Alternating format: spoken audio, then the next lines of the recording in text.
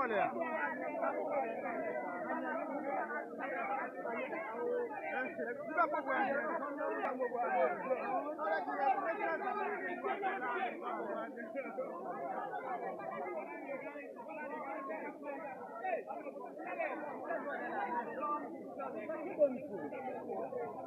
Hey, let's go man to Italiani.